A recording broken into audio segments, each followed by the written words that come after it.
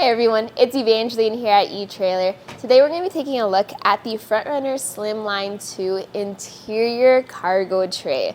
This is going to create a shelf within your vehicle and very similar to the Front Runner Slimline II rack that you'll see on top of a lot of cars. This is going to create that cargo space but also be compatible with all those fun accessories.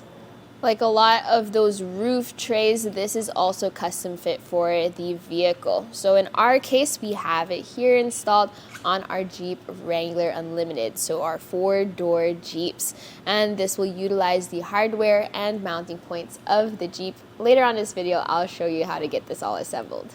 The overall features though is that this creates a very strong base. So you have your Front Runner steel construction with that black powder coat finish. You have some channels within the slats. You get 3 slats with this for your accessories. Very popular with Front Runner accessories. Plus, this creates a flat surface for those heavy items like fridges, large cargo totes. You do have a weight capacity of 250 pounds. How much space do you actually have for your cargo? Well, you do have your tray dimensions, but you can see here that this tray fits around the Jeep. So for our smallest dimensions, if you measure between the arms, that's going to be 48 inches of space. If you measure between the rails, you're going to have a length of 20 inches and a quarter of an inch. Now you can adjust this tray up and down for height. I have it at its highest setting now. So from the tray to our top arm, that's going to be 13.5 inches of clearance. Again, at its highest setting, that means we have some clearance from the floor to the bottom of the tray, and this is going to be 21.5 inches. Depending on what you want to carry underneath, you can adjust this up to 1.25 inches lower. So that's going to be your overall measurements. This can also be paired with the Front Runner Cargo Slide. Definitely check that one out here at Etrailer. If you want to carry heavy things like fridges, that's very popular pairing with our top shelf. For cargo management, you have these raised rails in the front and the back. These rails are going to sit at 1 inch tall up off the tray. So helpful if you have totes to prevent them from sliding off the tray and into your Jeep. Now I do recommend finding some eye bolts or anchors if you do want to strap things down. You have your 3 slats that have the channels that are compatible with your standard M8 hardware. So there's a lot of Front Runner accessories, but if you want to make your own accessory, you can do that too. If in doubt, just double check if the accessory can work on the regular Slimline II roof tray, because overall the quality, the construction, the design is very much the same as that roof tray. In fact, Front Runner also has available here at Etrailer the top tray for the Jeep, so having 1, 2, 3 levels could be something you can look into. If you were trying to access the tracks underneath the rack though, do be mindful that because of how it is installed, you do lose access to those extra tracks. The installation though is pretty simple, especially if you do the way that I learned how to do it after a bit of trial and error. It does get a little bit tedious towards the end, but hopefully this is going to be a one-time install for you. Because of how this roof tray is designed, it is going to hold up to the elements whether you have a hard top, soft top, or no top at all on your Jeep. This will work. Be mindful that this specific kit though is designed for the JKU Jeeps, meaning the Jeep Wrangler Unlimited all the way up to year 2017. But you can also double check our fit guide at etrailer.com to find the right fit for you.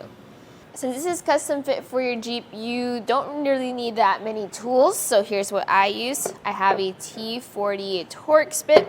This is going to be our wrench to take out some bolts. We also have a 13mm wrench, and then we have a 4 and 5mm hex key. Also grab your tape measure to take those measurements. Let's go. What I do first is I assemble the brackets. We have a right hand and a left hand side. What I am holding here is the right hand side or the passenger side. So just to help you out, notice how it is towards the back of the long bracket. So you have these different holes. So if we're going to move it all the way to the back, this makes this the right hand side. And for comparison, this right here is the left hand side, so you can see the difference. Secure the brackets with your cage nut. So holding those in are your bolts. You're going to use a flat washer, split washer, and your 4mm Allen key to tighten it down. As you tighten it down, notice how there are those different holes. That's going to be for if you want to adjust the height of your shelf. I currently have our shelf set to the tallest height.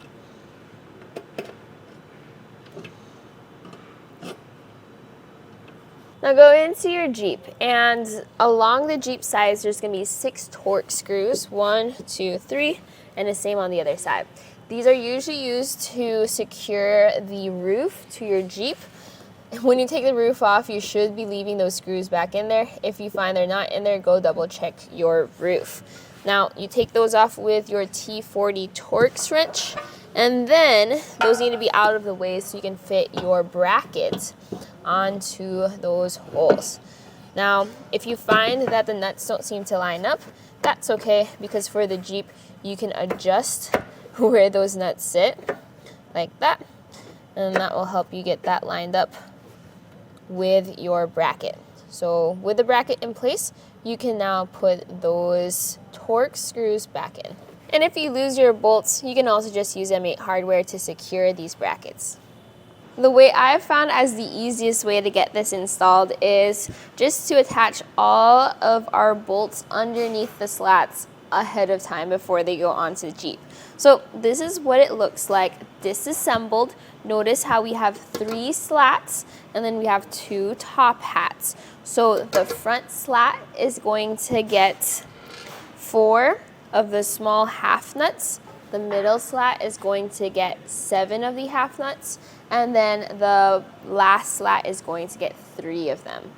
Each slat also gets 2 of these bolts, so 1 on each side. So slide the bolts in first through that machined hole, and then you can attempt to slide them through, maybe a little tricky at first, and then you can get these half nuts through as well. So I just drop them in, and then you can use either the bolt or an Allen key or just your hand to slide them into the general direction.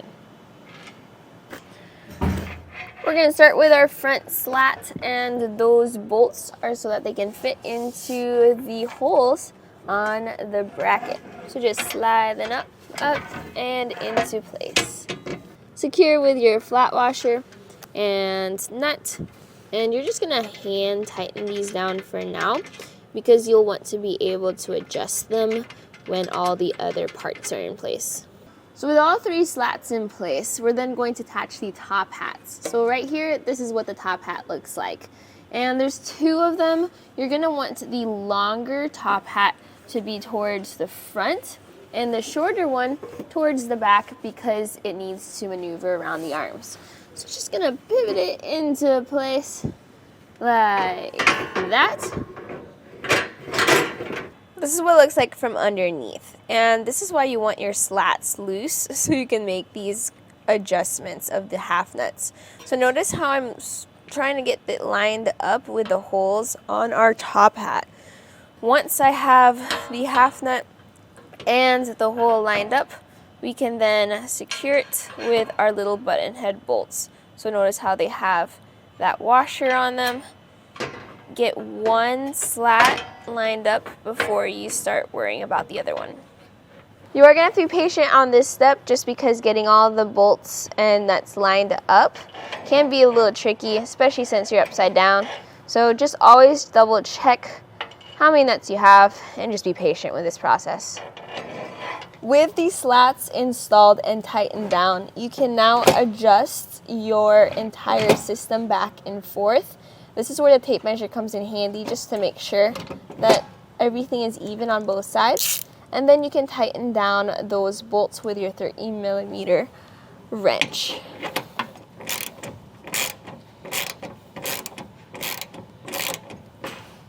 Now's a good time to install your rubber strips into these slots. The most important ones are going to be the front and the back, but you can also put them on the T slots in the middle, especially if you have cargo that you want sitting on it so that it provides a non-slip surface. We're not going to install these today just because our cargo doesn't need it, but it's there for if you need it. After double checking all of the nuts and bolts and making sure that they are tightened down, plus giving it the good old shake test, that's it for your install. Hopefully this video was helpful for you with figuring out what type of roof interior tray this is and how to find the accessories that work with it. Front Runner works with the standard M8 hardware, so that should be very easy to source. Another thing though is that this works amazingly with the other Front Runner accessories, so you can check those out here on our website if you're curious about how those assemble as well.